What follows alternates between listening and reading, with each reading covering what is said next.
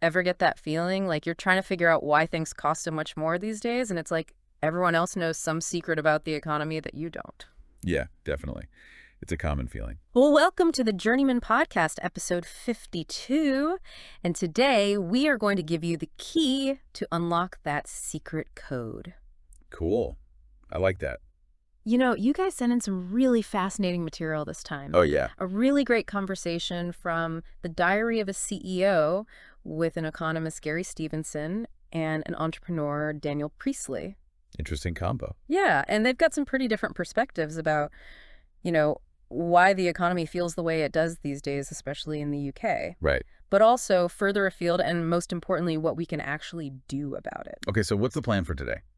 Well, in this deep dive, we aren't trying to pick a winner between the two. Right. We just want to give you the clearest view of what they're really saying, those surprising points that they made, and the big takeaways. Yeah. We want you to walk away feeling like, okay, I understand this now. I can think about this stuff critically. I like it. And if you're finding this valuable, please do us a huge favor. Hit that like button and subscribe to the Journeyman Podcast. Yes, please. We want to hear from you guys. And if you just can't get enough and you want to hear the full debate, the link to the original The Diary of a CEO episode is down in the description. Awesome. Definitely head over to their channel as well and subscribe because they have so many in-depth conversations on all sorts of really interesting issues. Definitely worth a listen. So what's the big question we're tackling here? Lay it on us. It comes down to this. Is that squeeze so many of us are feeling, is it mostly because of the gap between the super rich and everyone else? Oh? Or is it more because we've lost some of that economic freedom that actually allows everyone to create wealth and make things better for everybody? Ah, interesting. Two very different ways of looking at things. We're also going to look at who gets blamed when economies have troubles, the UK versus the US. Okay. And then we'll explore their proposed solutions and look at how technology kind of plays into all of this. Cool. All right, let's get into it. Okay, let's unpack this. So I think what really struck me right off the bat was how differently Stevenson and Priestley see the root of the problem. Gary Stevenson basically says that it's widening wealth inequality. That's the main reason why living standards are falling. Okay. His point is that as more and more wealth gets concentrated at the very top, those who have less are going to feel the pinch. Yeah, makes sense. Especially when we talk about essential things like housing. Yeah, absolutely. And he's been watching this trend for a while, actually saying that he's been expecting a downturn based on this for something like 15 years. So if I'm following you right, Stevenson's idea is that there's only so much to go around. Like if the richest are taking a much bigger slice of the pie, there's less for everyone else. Exactly. And he looks at things like the crazy increases in house prices. Oh, yeah. And sees that as a direct result of this concentration of wealth at the top. So what's the big takeaway for us listening? Is it that focusing just on growing the economy overall might not be enough if the benefits of that growth aren't being shared widely? You got it. Okay. Now, Daniel Priestley, he comes in with a completely different take. Yeah. He's saying the main reason we're feeling this squeeze isn't so much about how the wealth is shared, Okay. but more about a weakening of what he calls economic freedoms. I see. So the ability to create wealth in the first place. Exactly.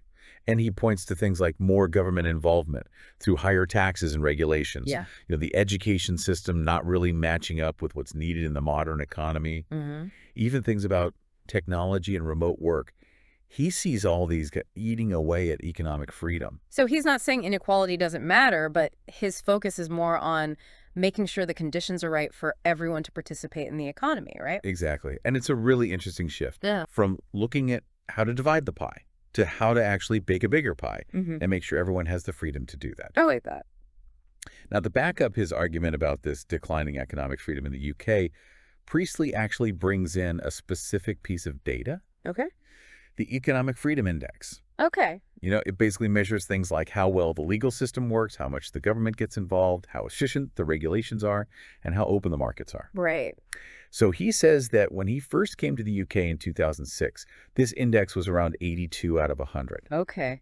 But by the time they were having this discussion, it had dropped to about 68. Wow, that's a pretty big drop. Yeah. So it's not just a feeling. There's data suggesting that the UK has become a less economically free place over time. That's pretty significant, especially in a relatively short period. So what does Priestley say caused this decline specifically? What government actions?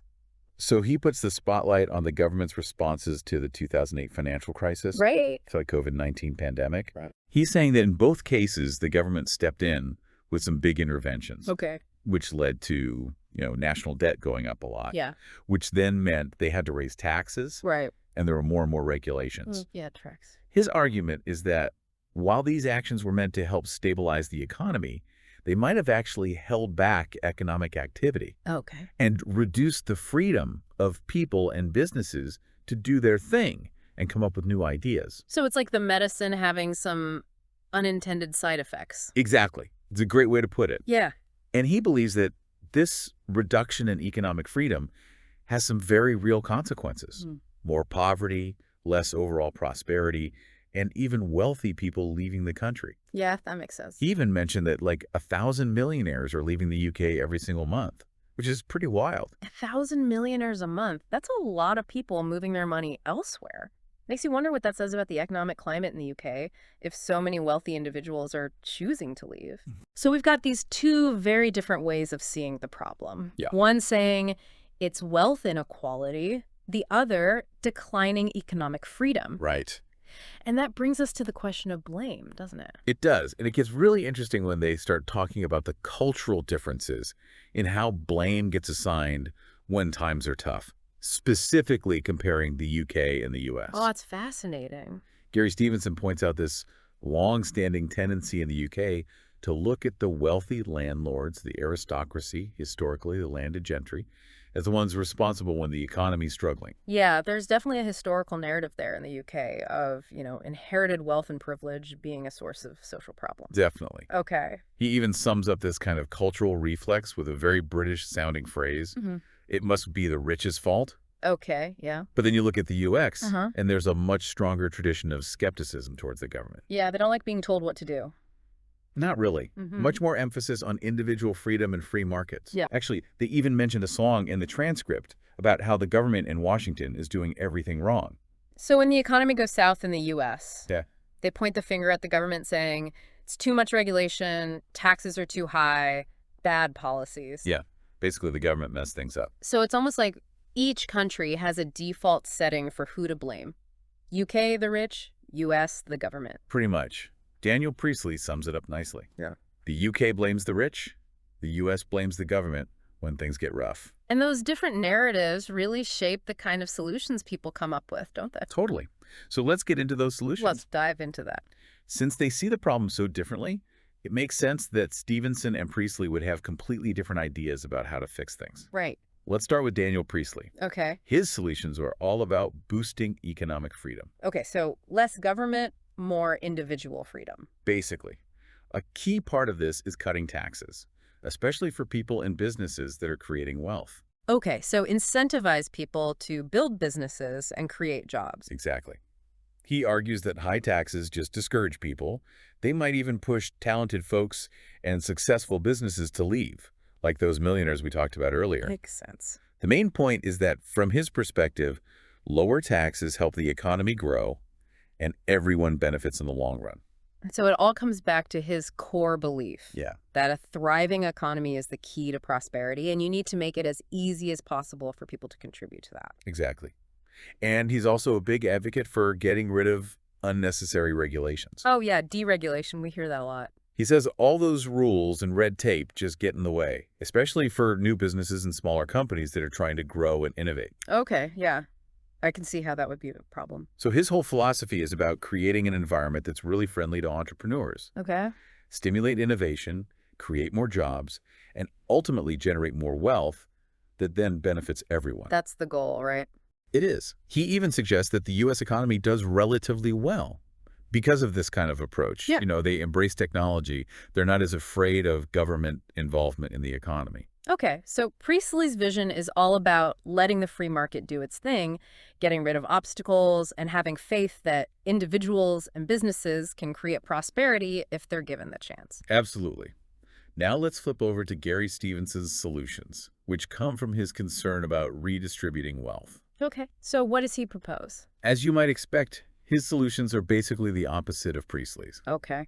He believes that the main thing we need to do is tackle this growing wealth gap head-on Okay. through big changes in how wealth is distributed. Right, more of a Robin Hood approach. Yeah, kinda. His proposals center on raising taxes on the super rich and big corporations. Okay, so taking from the rich and giving to the poor. Not quite that simple, but he's definitely critical of the current situation, where he thinks the very wealthiest people can actually end up paying lower effective tax rates than average workers. Yeah, I've heard that argument before. And he's calling for stricter rules to stop big companies from shifting their profits to places with low taxes, those tax havens. Right. His main point is that the current system is just fundamentally unfair, Okay. and the government needs to step in and fix it through changes to the tax system. So he sees it as an imbalance that needs to be actively corrected. Exactly. You know. And his solutions go beyond just taxes. Oh, yeah. He also talks about the need to stop people from accumulating and holding onto massive fortunes for generations. Okay. And he's a big advocate for people getting organized and demanding a fairer share of the economic pie. Okay, so collective action. Yeah, he even compares it to historical movements that fought for things like universal health care and education. Right. He's not really convinced that just encouraging people to become entrepreneurs will solve the problem, Okay. especially for those who are already starting out at a disadvantage. Yeah, it's hard to be an entrepreneur if you're struggling to make ends meet.